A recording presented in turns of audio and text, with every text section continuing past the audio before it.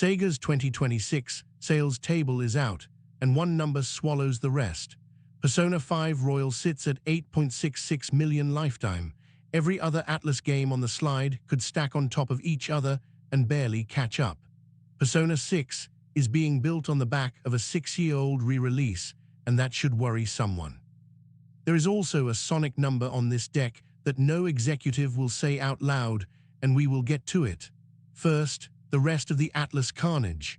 The slide is generous with everything except the part it would rather hide. Persona 3 Reload, 2.97 million. Metaphor ReFantazio, 2.46 million. Shin Megami Tensei V Vengeance, 2.44 million. LikeADragon Infinite Wealth, 2.05 million. These are not bad numbers. They just look like rounding errors next to the Royal. Persona 3 Reload at 2.97 million is the studio's clearest data point. A full remake of a beloved game, 2 years on the market, and it still cannot crack a third of what the Royal version of its successor pulled off. That is a brutal yardstick to measure anything against. Metaphor at 2.46 million is the one Atlus is publicly proud of. New IP, no franchise tax, over 2 million in under 2 years. By Atlus's own historical standards, that is a hit. By the standard P5R just set, it is a polite warm-up act.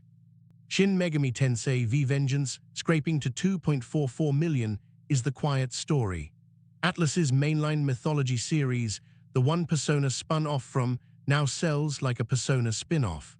The parent franchise lives in its child's shadow, and the child does not seem to care. LikeADragon Infinite Wealth at 2.05 million is fine. It is also a numbered, fully voiced, Hawaii-set sequel to a series that keeps getting bigger, and it still landed at less than a quarter of what a 2019 JRPG in a yellow filter is doing right now. Stack Reload, Metaphor, SMT V, and Infinite Wealth together, and you land at 9.92 million. Persona 5 Royal alone is breathing on the back of all four. One game is doing roughly the work of 4 flagship releases, and Atlus knows the math better than anyone. The Royal keeps selling because Atlus stopped pretending it was an event purchase. It is constantly on sale, constantly recommended, and it has been ported to literally every modern box. It is the JRPG equivalent of Skyrim, and Atlus understands the comparison better than anyone. This is why Persona 6 is now Atlus's center of gravity. Sega's own deck flags it as the most searched game in the world after the Xbox showcase. The wishlist data already matches where Reload sat pre-launch, and Reload was a remake. Persona 6 is the bet the entire company is built around. Now the Sonic number. Sonic X Shadow Generations sits at 3.07 million on this same slide, which Sega is happy to share. Sonic Racing CrossWorlds, the big new Sonic entry of the year, did not get the same victory lap on stage. The publisher celebrates loudly when the spreadsheet behaves. The silence is the headline.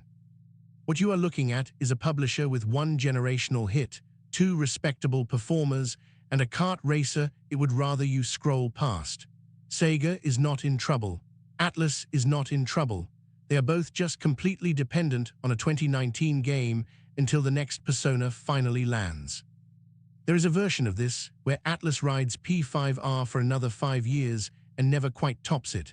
There is also a version where Persona 6 launches into the most preloaded audience the studio has ever had and rewrites the whole table.